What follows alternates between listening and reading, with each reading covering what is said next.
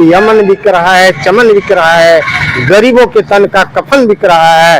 और बुरा न माने तो आज बहन जी के 68वें जन्मदिन पर हम आप मीडिया भाइयों को कह दें कि कमीनों के हाथों ये वतन बिक रहा है। नमस्कार, मैं विनय कुमार, आप देख रहे हैं स्वयं समाचार। अभी मेरी मौजूदगी जमुई संसदीय क्षेत्र में है और आज यहाँ बहुजन समाज पार्टी के जिला अध्यक्ष एक नहीं बल्कि एक साथ दो जिला के जिला अध्यक्ष हैं, एक है जमुई के और एक है लखीसराय के।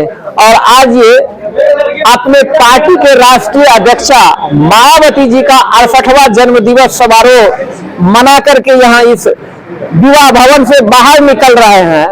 और किस प्रकार से ये ऊर्जावान होकर के आने वाले लोकसभा में ये क्या गुल खिलाएंगे, कितना ऊर्जा लेकर के आज इस सभा से जा रहे हैं और किस ओर इनका रुख होगा, सबसे पहले जानते हैं जमुई जिला के बहुजन समाज पार्टी के जिला अध्यक्ष महोदय। इनका नाम से मैं परिचित नहीं हूँ, इन्हीं से जानता हूँ। सर, आपका नाम क्या है? आपको पहले धन्यवाद, आपके चैनल को। मैं आदित्य प्रकाश ओसा, बीएसपी जिला अध्यक्ष जमुई, यही मेरा परिचय। आज हम लोगों की नेता, हम करोड़ों दलितों, शोषितों, पिछड़ों, सर्वजन की जो है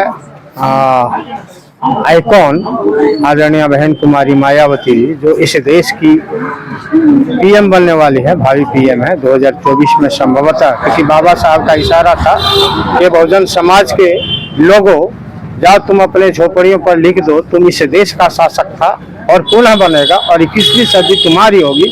और 21वीं सदी के अंतिम चरण है।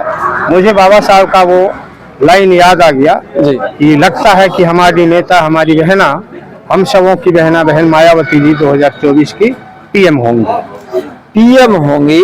तो ये खास करके जब आप इस जमुई संसदीय क्षेत्र के जिला अध्यक्ष हैं, तो यहाँ से 2 टर्म से शायद चिराग पासवान जी यहाँ बन रहे हैं और सीट भी आरक्षित है।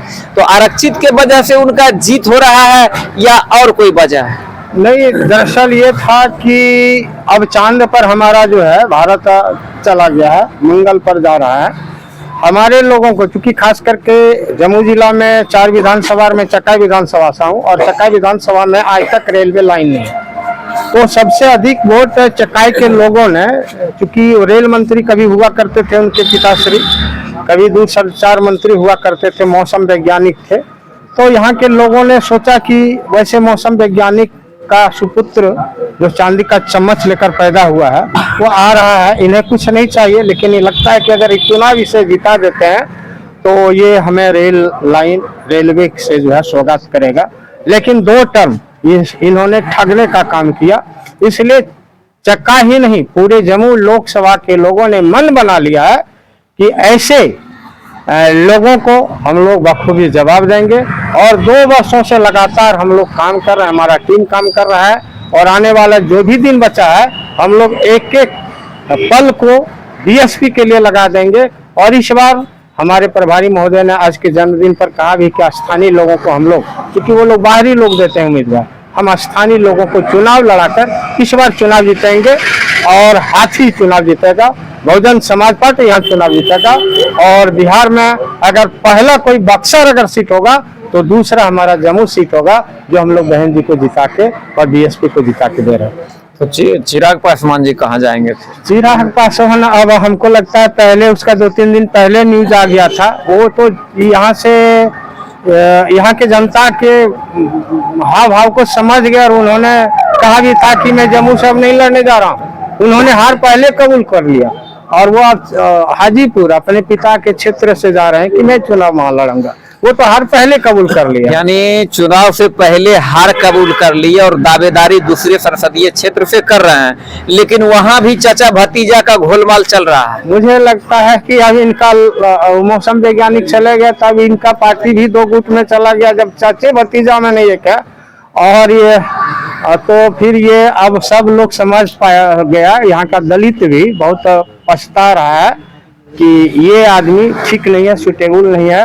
इसलिए इनकी पार्टी का जमानत जब्त हमको लगता है कि जहाँ जहाँ भी मोदी जी के साथ ही चुनाव लड़ेंगे, हमें नहीं लगता है कि इस बार लोजपा कहीं रहेगा, लोजपा खत्म हो जाएगा। और यहाँ से क्या?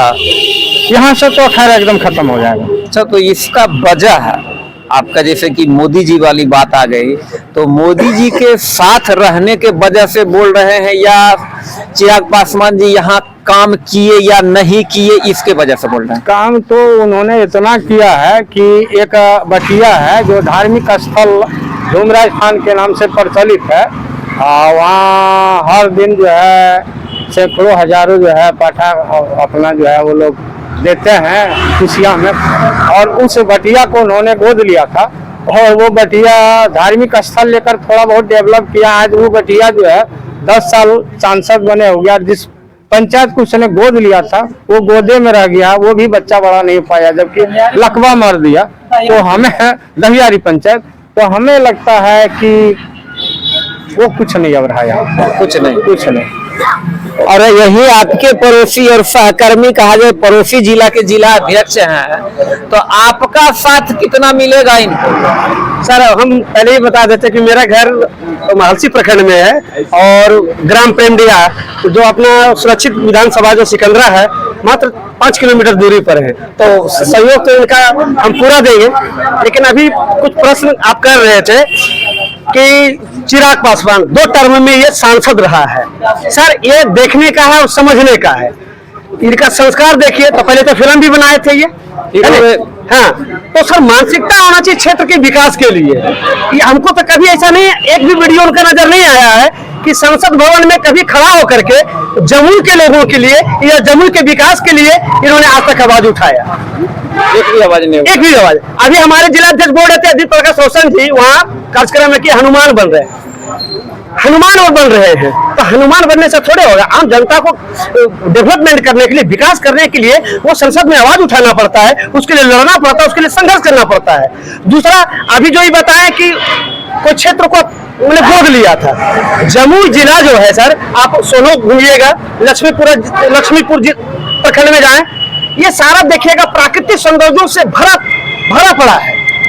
ये इतना अच्छा पर्यटक क्षेत्र हो सकता है, लेकिन आज तक इन्होंने जहां नहीं है वहां राज्य सरकार या केंद्र सरकार लाखों अरबों रुपया खर्च करके उसको प्राकृतिक रूप देने का प्रयास कर रहा है, जबकि जमुई में मुझे लगता है कि पहले से मौजूद है, लेकिन आज तक न केंद्र सरकार हो न राज्य सरकार हो। यही समझिए कि यहाँ 4 विधायक हैं इन लोगों का, उन्होंने कभी भी विधानसभा में ना आवाज उठाया और ना ही ये सांसद महोदय जो है ये भी आवाज नहीं उठा पाए, तो फिर इन लोग से क्या उम्मीद किया जा सकता है, क्या आशा किया जा सकता है?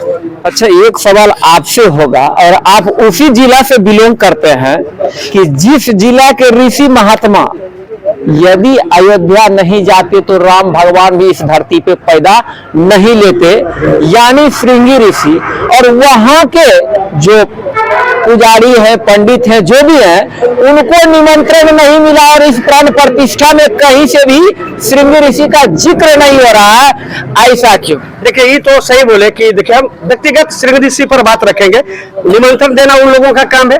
हमारे तो अभी जो प्रभारी महोदय थे तो बोले नो कमेंट दिस मैटर, तो हम लोग इस पर चर्चा ही नहीं कर सकते सर।